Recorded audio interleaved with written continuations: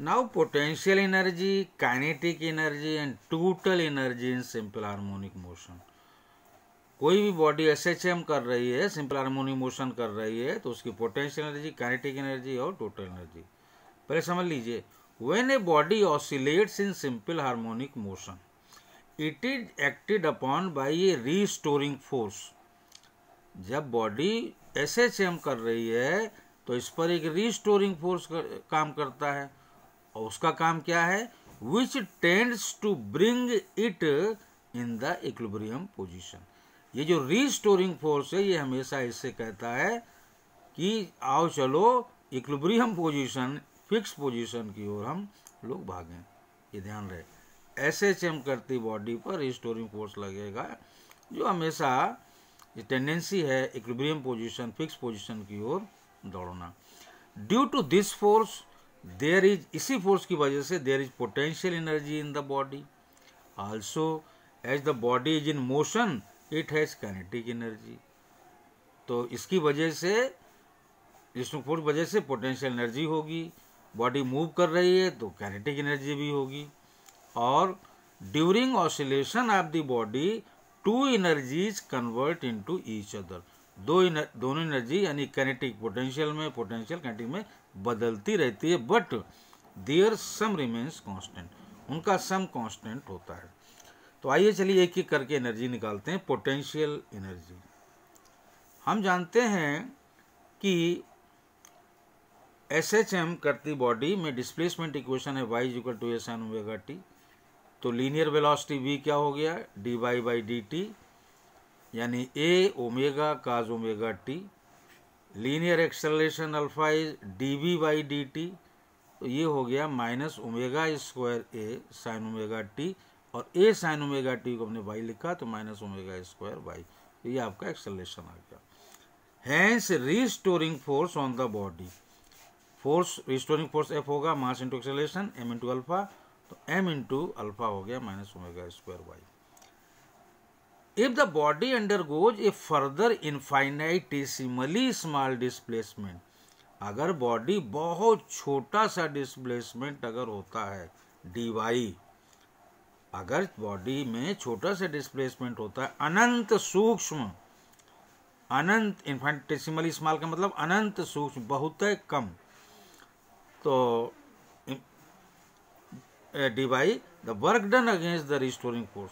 तो जो work done होगा, वर्क होता है फोर्स इंटू डिस्प्लेसमेंट, फोर्स क्या होगा? माइनस एफ, और डिस्प्लेसमेंट है dy, क्योंकि अपोजिट लगेगा। वैल्यू लिखी मैंने m omega square y dy। अब अगर पूरा डिस्प्लेसमेंट y दे रहे हैं तो total work done for displacing the body through y, तो ये टोटल वर्क हो जाएगा इंटीग्रेशन ऑफ dw, कहाँ से कहाँ तक? 0 से y तक। 0 से y, ये वैल्यू लिखी m omega square y dy, m omega square बाहर लिया, integration of y dy, m omega square y का इंटीग्रेशन होगा y स्क्वायर अपॉन 2, कहाँ से कहाँ तक? 0 टू y। तो वर्क हो गया half m omega square y square. ये टोटल वर्क डन इतना हो गया। और याद रहे, यही वर्क कहलाता है पोटेंशियल एनर्जी, यानी W। This work is stored in the form of potential energy. तो ये आपका पोटेंशियल एनर्जी भी होगा। किनेटिक एनर्जी निकालें। वेलोसिटी हमने देखी क्या है? Omega root a square minus Y square. हाँ, तो किनेटिक एनर्जी क्या हो गई? Half m b square, half m और वी की जगह ओमेगा स्क्वायर ए स्क्वायर माइनस वाई स्क्वायर। तो जनाब ये आपकी हो गई पोटेंशियल एनर्जी, ये हो गई kinetic energy. Now total energy क्या होगी? टोटल एनर्जी होगी सम ऑफ दीज टू, यानी काइनेटिक प्लस पोटेंशियल। काइनेटिक कितनी है? हाफ ओमेगा स्क्वायर ए square minus Y square, plus potential क्या? Half omega square Y square. तो ये टोटल एनर्जी आ गई हाफ एम ओमेगा स्क्वायर ए स्क्वायर। ये टोटल एनर्जी हो गई। हम जानते हैं ओमेगा इज 2 पाई एन, तो यहाँ लिख दें तो एनर्जी ई हो गई 2 pi square M N square ए स्क्वायर। तो एक बात जो फिजिकल पिक्चर यहाँ दिखाई पड़ रही है वो ये कि एनर्जी जो है डिपेंड कर रही है स्क्वायर ऑफ द एम्पलीट्यूड, और डायरेक्टली प्रोपोर्शनल है उसी तरह से energy is proportional to the frequency square यानी एन स्क्वायर। ये चीज़ें यहाँ पर पता चल रही हैं। नाउ अभी आपने देखा कि पोटेंशियल एनर्जी का आया half M omega square Y square, kinetic energy का आया हाफ एम ओमेगा स्क्वायर ए स्क्वायर माइनस वाई स्क्वायर, और टोटल एनर्जी हमारी आई हाफ एम ओमेगा स्क्वायर ए स्क्वायर। डिस्प्लेसमेंट है y equal to a sine omega t. अब आप ये देखिए कि डिस्प्लेसमेंट के साथ कोई पार्टिकल एसएचएम कर रहा है, डिस्प्लेसमेंट वाई के साथ जो इनकी एनर्जी है पोटेंशियल, किनेटिक और टोटल, ये कैसे चेंज होती हैं। तो देखिए अगर डिस्प्लेसमेंट, और देखिए इन इक्वेशन में वैल्यू रखनी और कुछ नहीं करना है। अगर डिस्प्लेसमेंट y 0 है, इस समय रख दो। अगर y 0 है तो देखिए यहाँ y लिखोगे तो u क्या हो जाएगा 0, k y की जगह 0, तो टोटल एनर्जी क्या हो गई, सॉरी काइनेटिक एनर्जी क्या हो गई हाफ ओमेगा स्क्वायर ए स्क्वायर, जो किसके बराबर है, टोटल एनर्जी ई के बराबर है। तो इसलिए काइनेटिक एनर्जी हो गई टोटल एनर्जी के बराबर। और y अगर 0 है तो टोटल एनर्जी पर y है नहीं, तो इट इज आल्सो ई, यानी हाफ एम ओमेगा स्क्वायर ए स्क्वायर आ रहा है, उसको हमने सिर्फ लिख दिया ई। तो जब डिस्प्लेसमेंट 0 है, जो फिजिकल पिक्चर है, उस समय potential energy 0, kinetic energy total energy के बराबर, टोटल एनर्जी है ही। अगर डिस्प्लेसमेंट इतना हो गया a/2, अब यहाँ सिर्फ वैल्यू लिखो, तो u की जगह अगर y की जगह लिखोगे a/2 तो ये हो जाएगा a²/4, तो ये हो गया e/4। उसी तरीके से यहाँ पर y की जगह a/2 लिखोगे तो ये हो गया 4, 3, तो ये हो जाएगा 3e/4। उसी तरीके से टोटल एनर्जी E, तो टोटल एनर्जी E है ही है, बाई मतलब यहाँ है ही नहीं, तो इसलिए एनर्जी टोटल एनर्जी वही रहेगी। अब यहाँ पर y की जगह a/√2 लिखो, a/, यानी इतने डिस्प्लेसमेंट पर जो पोटेंशियल एनर्जी है, ये देखिए, इसको देखिए और इसको देखिए, तो a/a²/2, तो ये हो गया e/2, टोटल एनर्जी का हाफ, ये भी हो गया। इसी तरह यहाँ रखने से e/2, टोटल एनर्जी वही रही, क्योंकि यहाँ डिस्प्लेसमेंट से मतलब ही नहीं।